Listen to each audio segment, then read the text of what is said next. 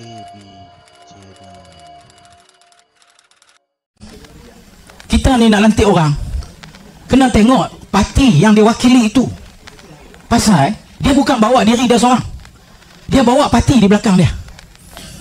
Saya nak beritahu kepada tuan-tuan, calon yang diwakili oleh PAS hari ni, yang kebetulan Menteri Besar, tuan-tuan, parti ini iaitu parti PAS, atas apa saja dia nak menggelarkan dirinya, kononnya dialah parti Islam.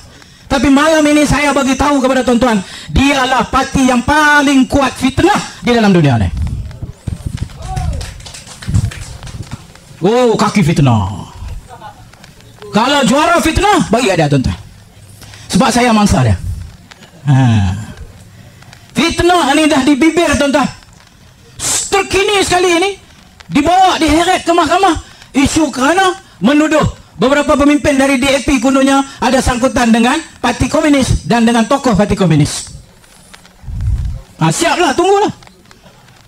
Dulu apa dia tak kata? Tabung haji kena jual.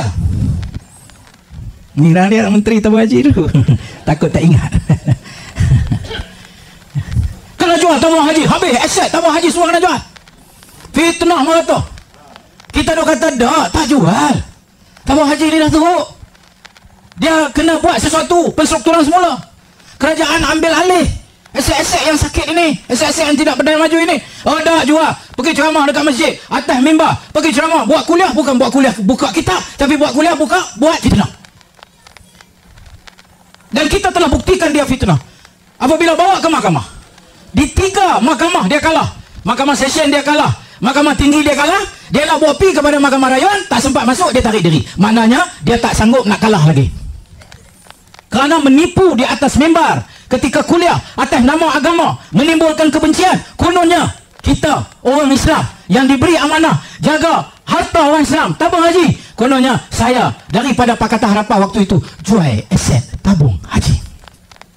Mahkamah mendapati itu satu fitnah, memenangkan hujah-hujah kita. Dan yang terkini 8 hari bulan Oktober baru ini, sambutan 60 tahun tabung haji, Perdana Menteri telah mengisytiharkan yang mereka kata kononnya kita jual aset 20 bilion itu. Kononnya Datuk Seri Anwar menyebut 20 bilion itu berada dalam simpanan Kementerian Keuangan, dan oleh kerana tabung haji dah elok, maka saya nak serah balik kepada tabung haji. Bermakna bukan dijual, bukan kita menggadai tabung haji, tapi kita menyimpan aset-aset yang sakit itu supaya yang elok-elok ini boleh terus berkembang. Patut terima kasih ya? Tapi tidak, yang kita terima apa? Dia fitnah lagi macam-macam.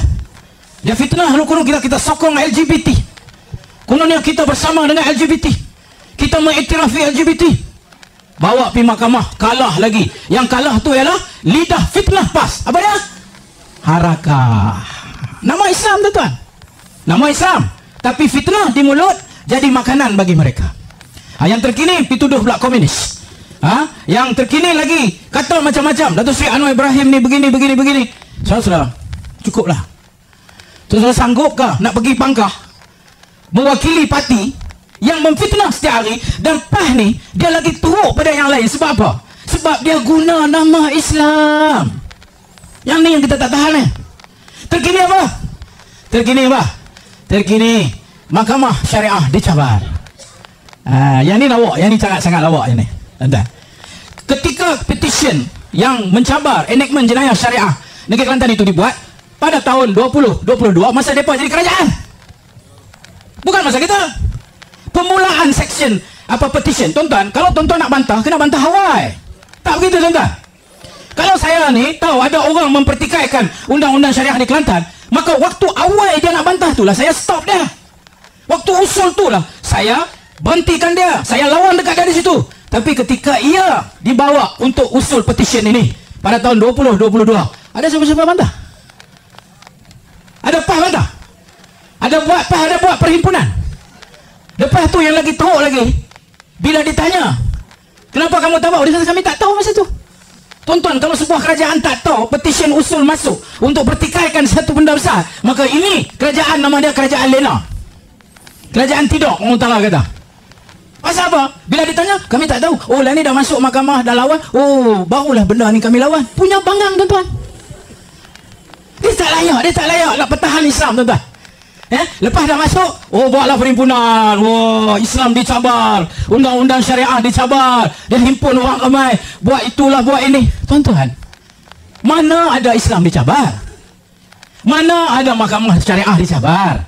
Mana ada undang-undang syariah dicabar? Kalau saya nak ambil masa sikit daripada isu kalimah Allah, ingatlah kepada isu pemurtadan sebelum itu, ingatlah nak tukar nama kepada yang Islam kepada yang bukan Islam. Kemudian mari pula isu sebelum ini Eki Putra yang mempertikaikan undang-undang syariah di Selangor. Sepanjang kes tu, tuan-tuan, tengok Islam terhapuslah di Malaysia ni. Ada? Apa mahkamah syariah tak ada ke lepas tu? Apa undang-undang syariah habis kah? Tak. Sebab kita dah bagi tahu pada awal, ini soal perundangan mahu menafsirkan, bukan mahu menghapuskan undang-undang syariah. Nampak tak dia fitnah?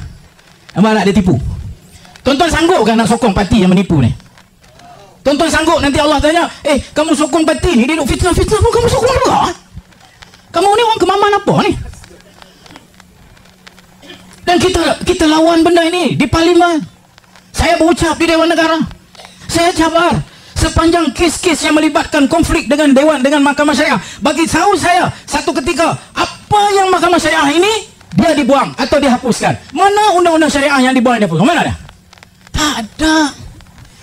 Melainkan penipuan, pembohongan, dan kita tidak boleh menyokong parti yang menunggang agama untuk kepentingan politik mereka.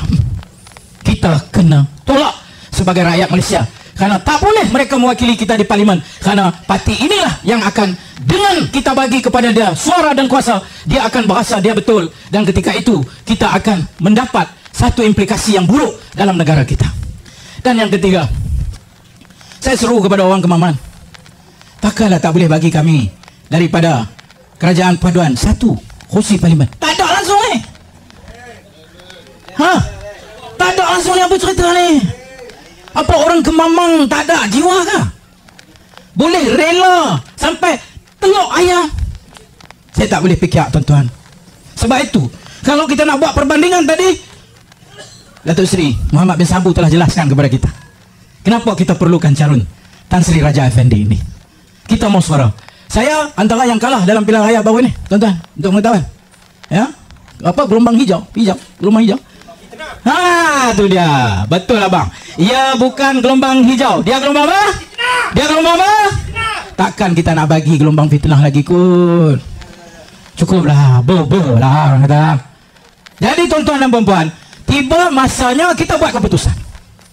Dan kita ada peluang dan ruang supaya orang Kemamang boleh bagi tahu kepada seluruh negara, kami berjaya memberhentikan gelombang fitnah ini. Dan anda akan diangkat menjadi wira-wira yang hebat kerana berjaya menyekat gelombang fitnah daripada mereka yang bukan untuk kepentingan rakyat, tapi lebih kepada kepentingan sempit parti mereka, menggunakan agama, menggunakan kaum. Saudara-saudara, saya rasa cukup 3 poin yang saya bagi. Saya ingatkan balik bahawa kita menjadi saksi kepada semua ini pada 2 hari bulan Disember. Jangan pergi melenggang kangkung sekadar pergi undi. Dan lebih buruk daripada itu, jangan mengundi kerana orang bagi duit kat kita, orang bagi hapuan dekat kita. Kita tak akan jawab di depan Allah, kenapa kamu undi orang yang fitnah? Kenapa kamu undi orang yang daripada parti yang fitnah? Kenapa kamu undi mereka yang suka mengadu domba dalam masyarakat hari ini? Tuan-tuan akan jawab apa? Sebab saya diberi duit. Tuan-tuan ingat Allah nak terima jawapan tuan-tuan. So, biar jawab secara sedar. Ya Allah, bismillahirrahmanirrahim. Keluar pagi semayang subuh, jangan lupa. Bangun qiyamul lail. Pagi mandi elok-elok semua macam nak pergi naik saksi ni.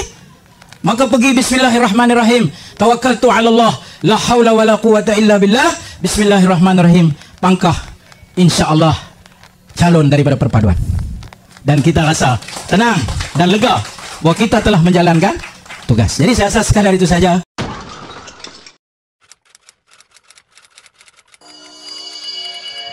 AB